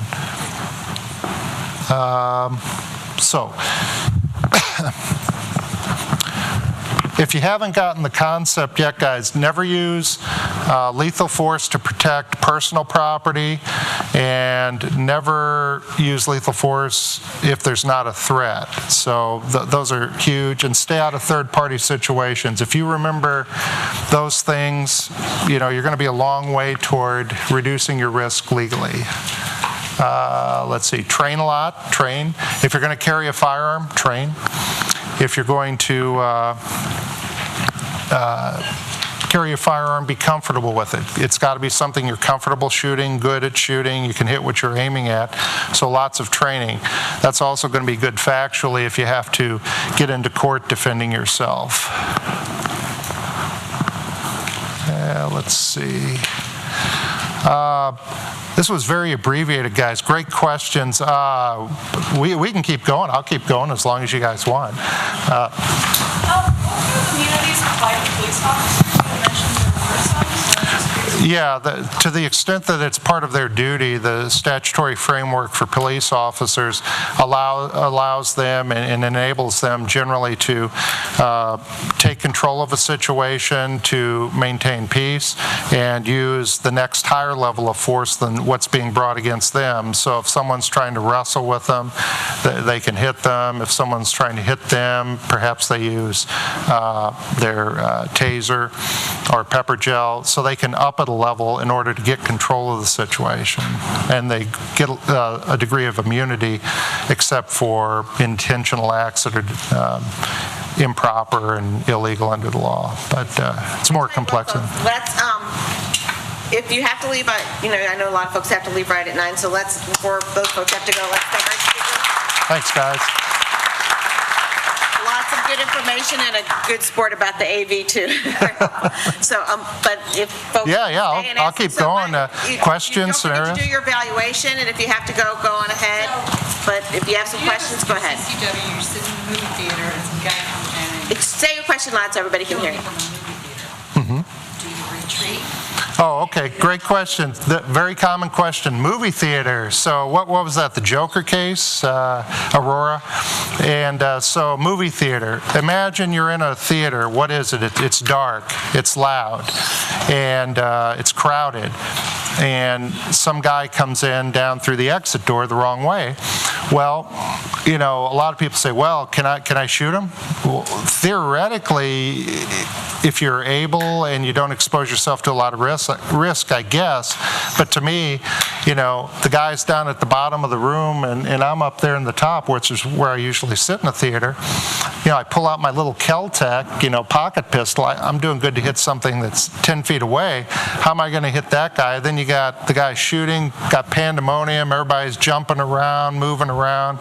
He throws smoke canisters into the dark room. It's going to be more likely, I think, that you're going to hit an innocent bystander. So I recommend you're in a theater, something like that. I'm going to stay defensive and hole up with my wife, and we're going to kind of wait here and hope the police come and address the threat. But if the threat comes to me, I'll address it. The other thing that you're risking is you're standing up in the back of the movie theater and the threat's down here. You're sitting there with your gun trying to lock onto him. Here comes the tactical team in. Oh, there's a guy with a gun. Got one of them. Oh, there's the other guy. So you're going to get shot by the TAC team. Their mission isn't to kind of gingerly assess what's going on. The police train to hunt and kill the threat. So if you're in there with a gun out in an active shooter situation, you're pretty likely to take a round to the head or something. So. Back to what you mentioned earlier in the gun shows and the guys, they have Joe Sisson coming in with a table full of guns out there. He's selling guns. I thought I'd heard that there was a law passed, or they were talking about passing a law that regulates the number of guns. In other words, I can't just continually go to every gun show selling guns without a license. Is there such a law that says, up to 10 guns, Not yet. That was going to be, the question pertains to at what level do you have to become licensed as an FFL? And the ATF over the last year was looking at defining that as a very low number, maybe a couple or something in a year. Otherwise, you had to get an FFL license. The irony, they haven't done it yet. The irony is the ATF does not want to issue FFL license to people who don't intend to be in the business of selling firearms. So what does that do for you? Can't sell firearms. But it's not the law yet, and I don't expect it to be. I'm putting together and I precede my wife what to do with things, and part of it is my guns, and I'm thinking I'm going to just write in, take it to the favorite gun shop that I go to, let them liquidate it. Right. That's one approach. Remember, the gun shops, so the question was firearms in a decedent's estate. So, you have the gun enthusiast in the family and then everybody else. Maybe they're not all gun enthusiasts. What are they going to do with your collection? They don't know that this Colt Python's worth a lot more than it might appear to them to be. So, they could go to a gun shop, but they're going to get probably wholesale value. If you have a trusted gun shop that's going to treat them right, that's one thing. If you have a relative that can kind of guide them through that, that's another option.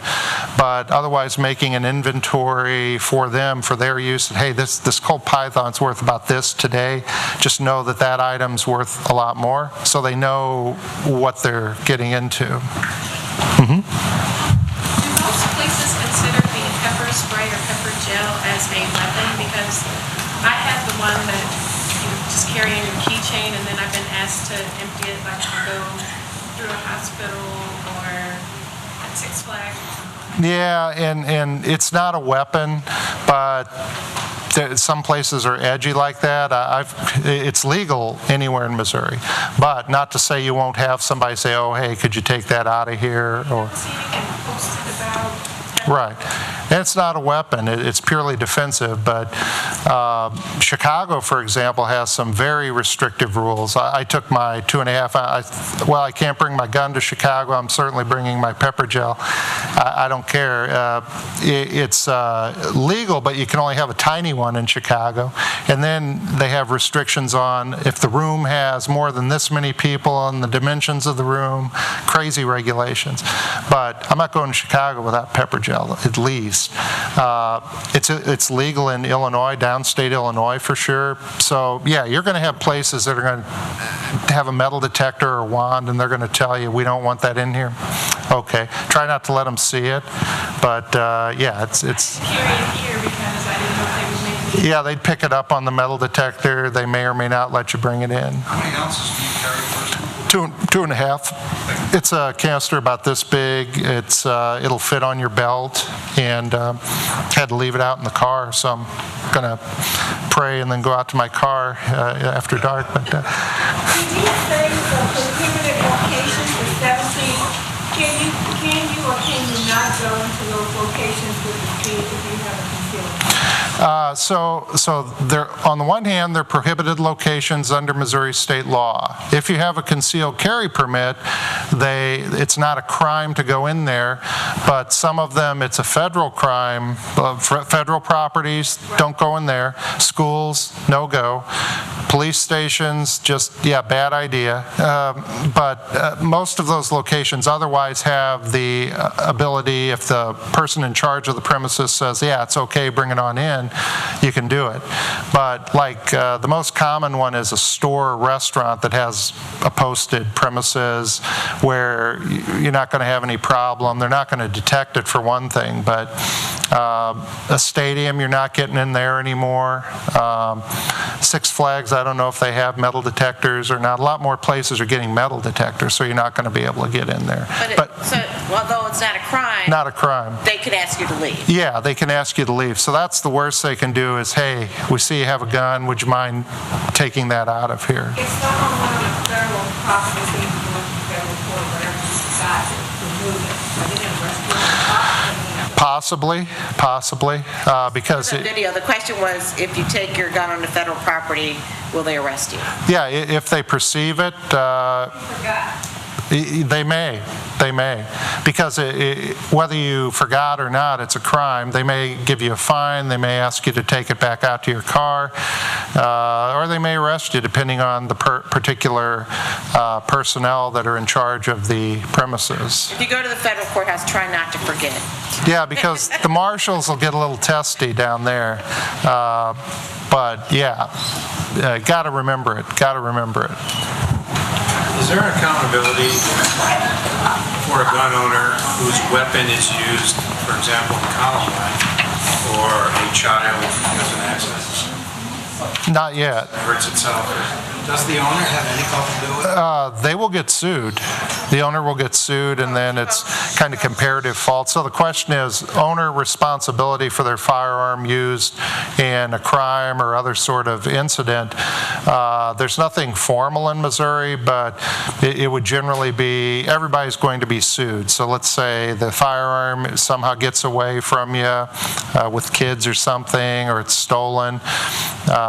There's no strict liability for a gun owner if your firearm gets stolen from your house, and then used in a crime or other incident. But if your kid gets hold of it and goes out and does some damage, you can bet you're going to get sued along with everybody else they can get their hands on to try to sue. The law is developing in that area. There's much more developed law in Kansas that attributes liability to a negligent gun owner who doesn't keep their firearm locked up and it gets away from them. Not there yet in Missouri, but keep an eye on that. This is a big picture question, because there's a big argument over whether the Second Amendment should be taken as written, or should it allow for common sense restrictions. Right, so question, what limitations, if any, should be placed upon the Second Amendment? And I think the law, certainly Heller, for example, recognizes an individual right, the Heller v. Heller decision,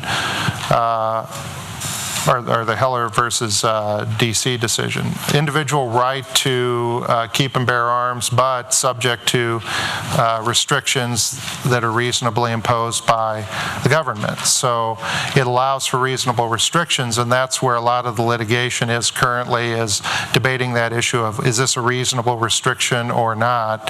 And then, depending on which judicial circuit you're in, that left coast circuit out there that encompasses California, I think recently found that, yeah, you know, you can ban assault rifles, whereas more like the 8th Circuit, which is where we're at, don't know, they might reach a different result. So you're going to have that law develop on a case-by-case basis, and it'll keep going up to the Supreme Court until the doctrine kind of gets a little bit more developed. Right now, all we know is there's an individual right to keep and bear arms subject to reasonable governmental restrictions. We don't know what the boundaries are yet on that. And there's conflicts developing between the judicial circuits. So ultimately, the Supreme Court, over the course of probably decades, will have to determine that. Good question. Practical question as far as the pepper gel. Would that be something to put in check-in luggage, or will they take it away? The which one? The pepper? Yeah, you would have to check that on. You can't carry that on, so you'd have to check it.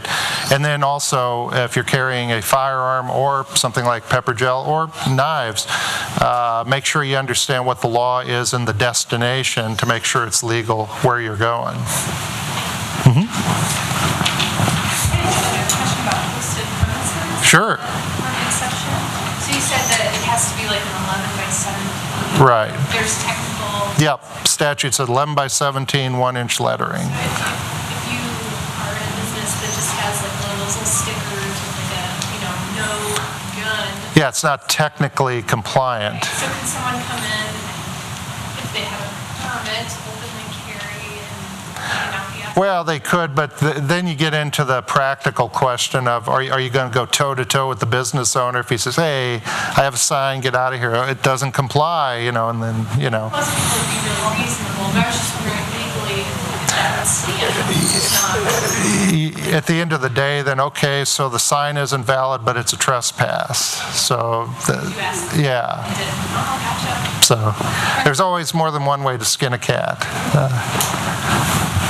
Forcible entry when you're fear of imminent. This is the off-duty county officer the last year. Guy threw the plate, threw the brick through the plate glass window, him and his family were inside. Guy came in, he shot him, he killed him. It was justified.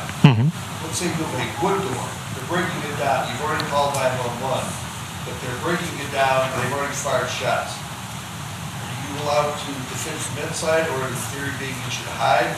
Hopefully he comes in and he doesn't find your hiding spot, or you're still waiting? Well, there's certainly a threat, but then you get back to the principle of be aware of your target and what's beyond it. So you're taking an incredible risk shooting through the door versus waiting till you have a clear line of sight to the threat. All right. Well, great crowd. Thanks. Oh, yes, sir. Count for a concealed carry course? Actually, the law has changed on that, so there are different options, so you don't have to sit in a room for 8 hours anymore. There's alternative training methods that are approved under the new law. Potentially it could be, but not yet. I was talking to Detective Kaufman in St. Louis County asking, hey, what do you think the new law means? He said, yeah, I don't know yet, but it does allow for some blended learning, some online and different things like that. Thank you. You bet.